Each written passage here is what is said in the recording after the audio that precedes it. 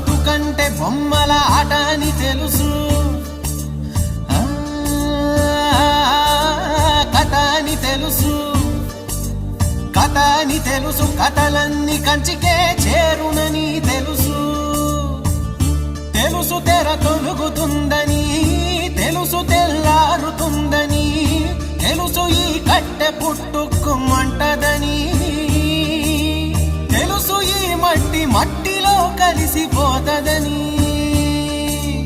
ఇన్ని తెలిసి ఇరకాటంలో పడిపోతావు ఎందుకని మాయా